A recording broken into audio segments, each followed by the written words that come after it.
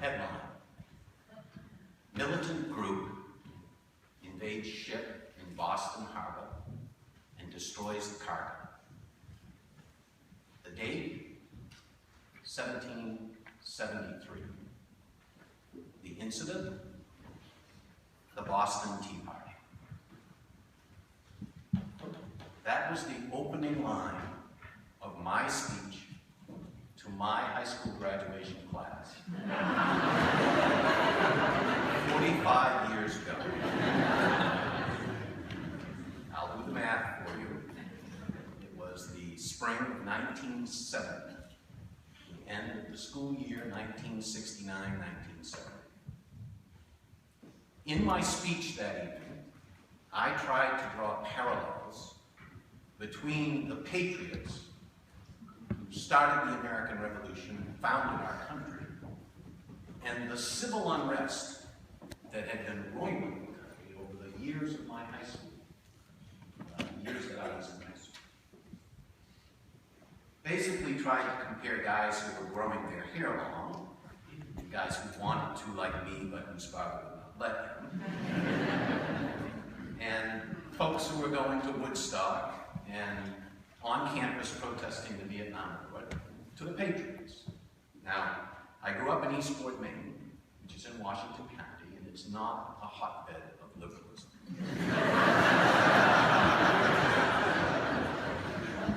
The parents in the room that night were mostly World War II veterans and their spouses. And as you can imagine, they were somewhat less than receptive to my analogy. This is a true story. After I finished my speech, standing and people were congratulating me, and the principal of the Eastport Grammar School came up, Roger Davis. He walked up to me, shook my hand, and he said, "David, that was a fine speech. I didn't agree with a goddamn word you said. But it was a fine speech." And proving that everything is connected and how small a state we are, Roger Davis's daughter, Susan Brown, is somewhere here in the crowd, and Roger Davis's granddaughter, Katie Brown, is sitting somewhere here in the graduating class. The class of 2013. Matt, thank you for your kind words. I truly want to thank the class for inviting me to speak to you tonight. It is really an honor and a privilege for me to be able to be here to speak to you tonight for a whole number of reasons. Now, I related the story of my speech at my graduation for several reasons. First, it neatly bookends where I am tonight. As I just said, my first speech to a graduating class was my own 45 years ago. My second, and I'm sure last speech to a graduating class is that of my only daughter who's graduating in this class, Cyrilla. And it also bookends with the end of my tenure of 12 years on the school committee. I basically started on the school committee when you all entered Rose School in kindergarten. I feel in a way like I'm graduating with you. Maybe you will make me an honorary member and I can come to your reunions. I probably will anyway. Now, the second reason I told that story is there may be some people in the audience tonight who aren't going to agree with what I said. If that's the case, you need only to come up to me at the end of the speech and say, "David, that was a fine speech." I'll get the rest. Finally, and most important, the reason that I told you that story was, and I'll admit, this is true, that when I got the letter from the class council asking me to speak at your convocation, I became immediately anxious and nervous about doing so. Now, I'm an attorney. I practice law. I do quite a bit of public speaking. I've tried cases before judges. I've tried cases before juries. I've argued before the Maine Supreme Court. And I get reasonably nervous, but the nervousness and anxiety I felt about speaking to this group was greater than my normal level. was quite struck by the responsibility of doing it. First, I didn't want to embarrass Skrilla. I wanted to say something meaningful to you. I didn't want to sound like a preachy old white guy with gray hair up here, okay? Problem is, I am a preachy old white guy. So I can't avoid that one, but I'm going to try. So immediately after getting the letter asking me to speak, I started to do research. I started to think about how could I do this, and I looked at books of quotations, and I Googled information about graduation speeches, and I couldn't seem to come up with the right idea, the thing that I thought would be meaningful to you, the students, the graduates of this class. And then one day, I was literally on a stationary bike, getting some exercise, reading my Rolling Stone. Those of you who are regular readers and have a subscription, as I do, know that in the last page of the Rolling Stone, there is the list of the top 40 songs. I was going through the list, seeing if I could maybe recognize some of those songs that I heard coming from Cyrilla's bedroom really loud. Not really sure if I could have done it. And down in the lower left-hand corner of that page, what caught my eye is another regular feature that's on the back of the Rolling Stone, which is called From the Vault. And that is the list of the top 10 songs from some long-gone era. And in this particular issue, the list of the top 10 songs was from November of 1969, the year I was a senior in high school. The #1 song on that list was the Beatles singing Come Together. Creedence Clearwater was on the list with Down on the Corner. Stevie Wonder, Yesterday, Yesterday, Yesterday. Now, as I read that list, I could instantly hear that music in my head. And I suspect there's some parents who are as old as I am out there who, when I said the names of those songs they're hearing, they know exactly what I'm talking about. You guys, some of you do, I know, but the rest will learn about our music as we go. But I could hear them all, and a light bulb went off. And what I realized was that it wasn't Patrick Henry's quote about give me liberty or give me death that inspired me to speak at my graduation and compare the civil unrest of the time to the Patriots. It was actually this.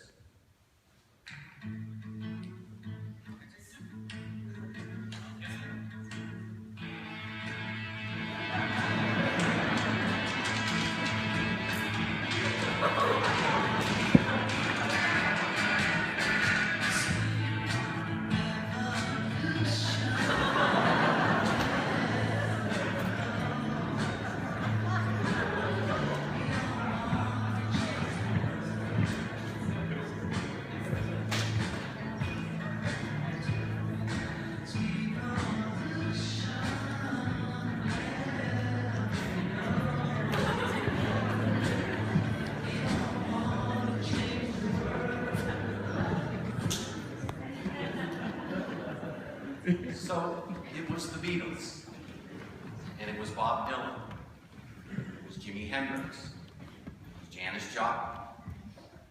Those were the songs in my head when I was a senior in high school. And I didn't think of it in these terms at the time, but I've since come to realize and learned that it was the explosion of rock and roll that was inspiring me. It was a change in the culture of the United States. It was throwing off the mantle of World War II conformism, throw out the leave it to be their family, and change things. And that's what was inspiring me. And it occurred to me that I'd been looking in all the wrong places for something that would be meaningful to you, class of 2015. It occurred to me that maybe if I listened to some of your music, I might find out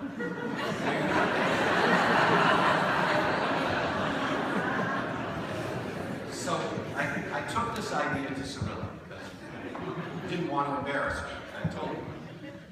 And I said, what do you think? And Cyrilla said, it might work.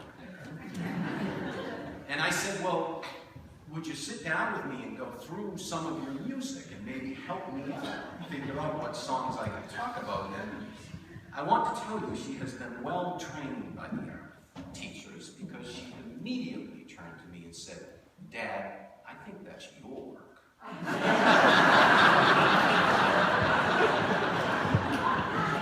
think you need to do that. And so began my quest to find a theme or a message in your songs. And I'm here to offer my theory. We'll see how it goes. And I'm going to offer you some evidence of my theory. And my postulation is that not only do insights or keys to what you guys are all about exist in your songs, but they're actually very, very similar, if not identical in many ways, to the keys, the insights about the rest of us in our song. Stevie Wonder penned one of the albums that is the most is pretty widely recognized as one of the most influential rock and roll albums in history, and he called it Songs in the Key of Life. And so my speech tonight, with apologies to Stevie, is keys in the songs of life. And let's see what the evidence says. I will give you Exhibit A.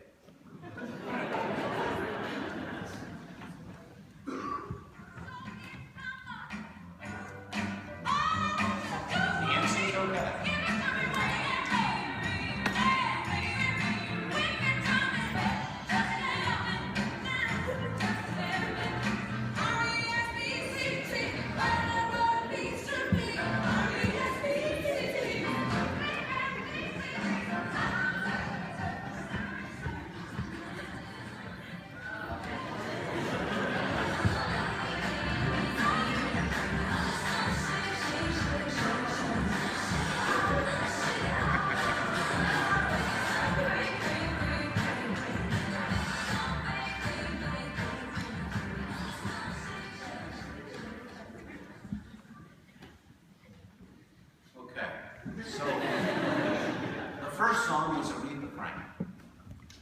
1967, she released that song. It was originally recorded by Otis Redding. It had a very different meaning when Otis sang it, and I'm not going to tell you about it. You need to look that up when you go home. But Aretha changed the words of the song and gave it really an entirely new meaning. Very danceable tune, as I observed just now. But it was also an insistent demand by a strong, confident young woman for respect. R-E-S-P-E-C-T. And in the 60s and the 70s, that song became a kind of anthem for civil and women's rights. It has been called an appeal to dignity. The second song, which you all know, is Taylor Swift. She's been mentioned here already tonight. I've seen her 4 times. Another strong, confident young woman who has taken the music and the entertainment business by storm during your high school years. And in Shake It Off, she uses humor and biting sarcasm to tell her detractors, you can't hold me back. I've got a song I'm going to sing. I've got music I'm going to play. There are those who will hate me. The haters are just going to hate me. And I'm just going to shake it off. When asked about that song, Taylor Swift said, I think it's important to be self-aware about what people are saying about you, but even more so, be very aware of who you actually are, and to have that be the main priority. As Aretha said for my generation, Taylor Swift speaks for yours and says, show me the respect that I earn and I deserve. Steve Jobs said it this way, don't be trapped by dogma, which is living the result of other people's thinking. Don't let the noise of other opinions drown out your own inner voice. And most important, have the courage to follow your heart and intuition. They somehow already know what you truly want to become. Everything else is secondary. So as you head off into the next chapter of your lives, trust yourselves. Remember, this is your time. You have earned the right to be respected for who you are. If someone throws slings and arrows in your direction, shake them. Exhibit B.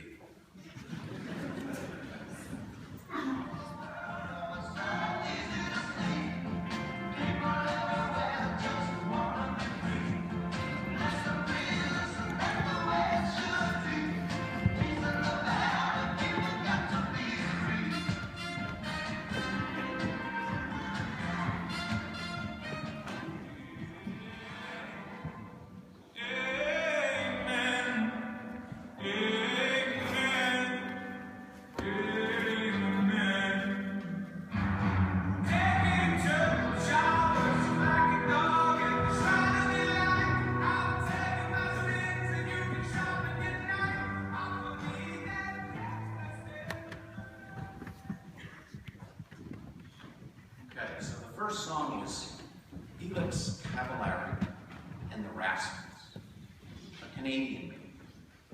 People Got to Be Free, the name of the song. It was a huge hit in the summer of 1968. In April of 1968, Martin Luther King Jr. had been assassinated. In June of 1968, Bobby Kennedy was gunned down. And the Rascals song became associated with those events in historical record. But the song was not written. It was actually written by Felix after they were accosted while on tour in the United States because of the length of their hair and the way they looked. And he penned this little tune about people got to be free.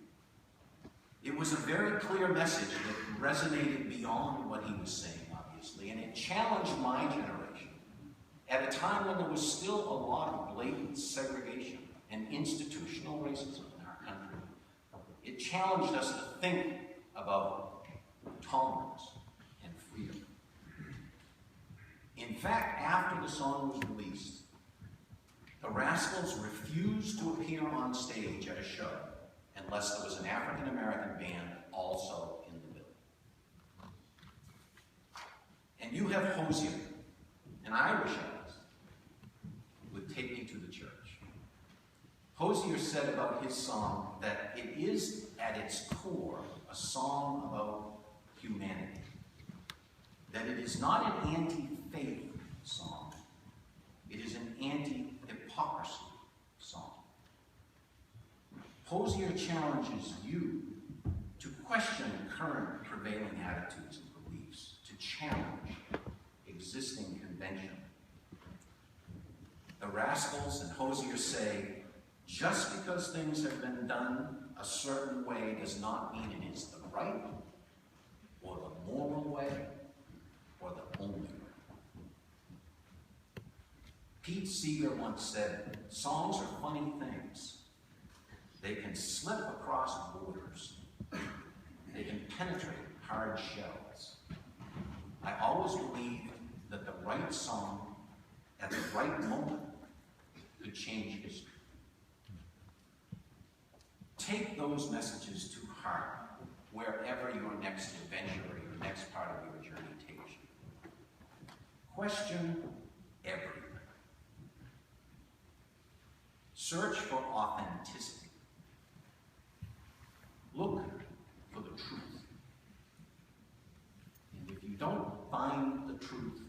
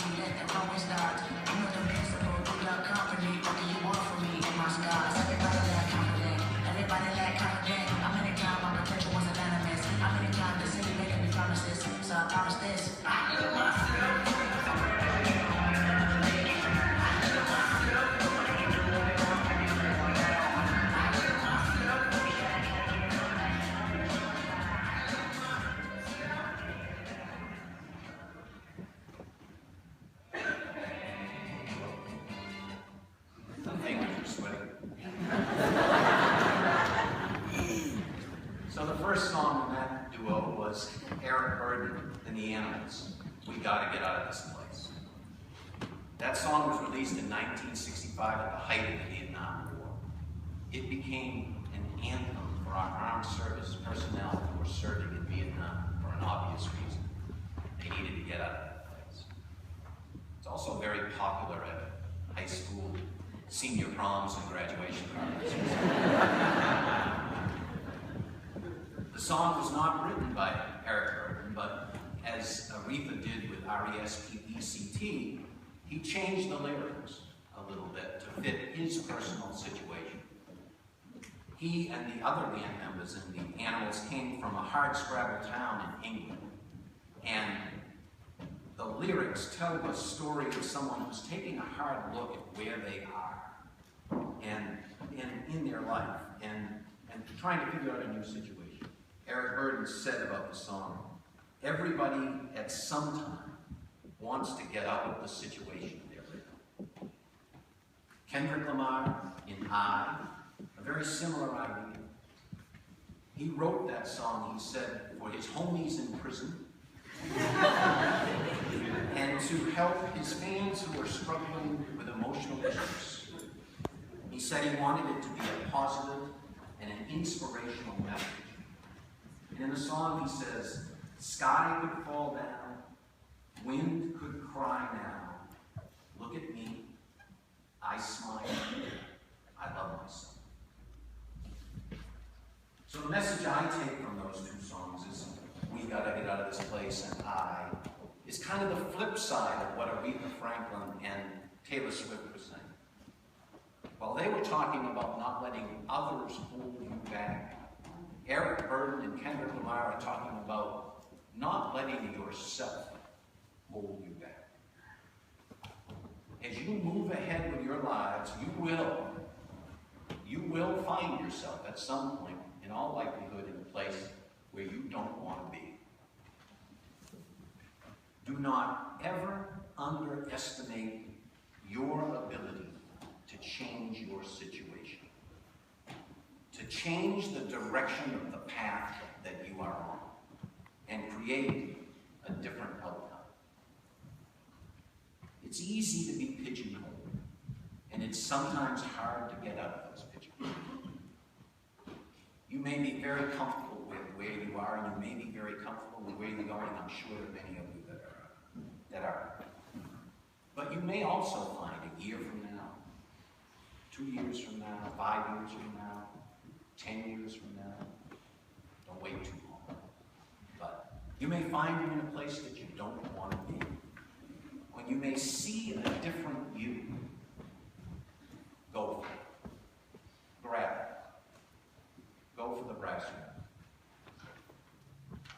We only get one shot at this journey that we call life. And you, class of 2015, are in a truly enviable position. The world is exploding with options. Most of the jobs that you will have in your lifetimes have not yet been invented. We don't even know what they are. So don't be afraid on this journey to say, "I'm done with this. I'm heading off in a new direction that works for me." Listen to yourself. Love yourself. And if that means you've got to get out of that place, get out of that place. Well, last and final.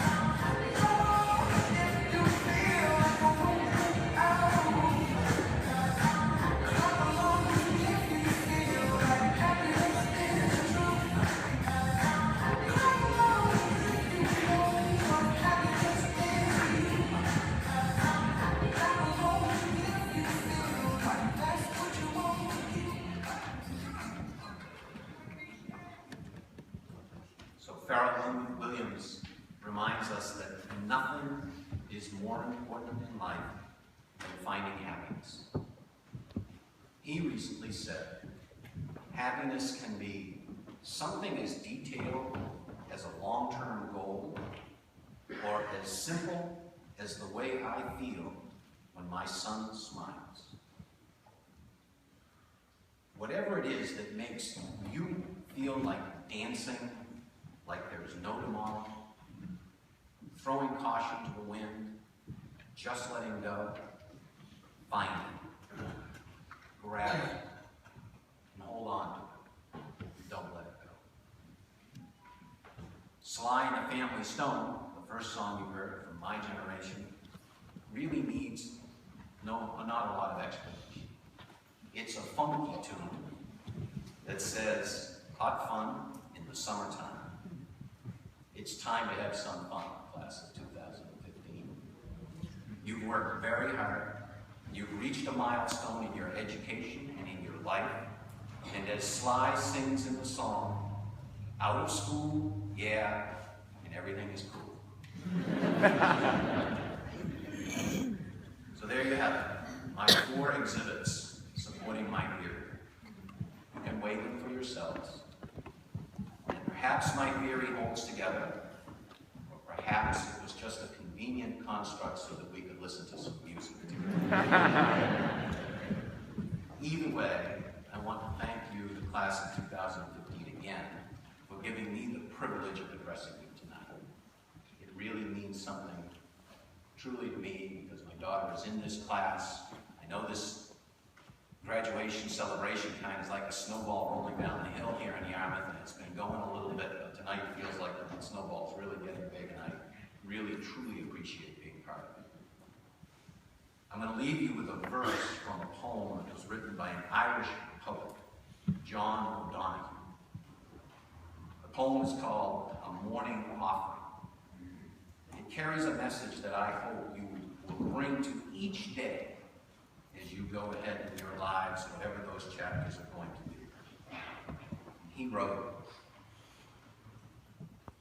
"May my mind come alive today to the invisible geography that invites me to new frontiers, to break the dead shell of yesterdays, to risk being disturbed and changed.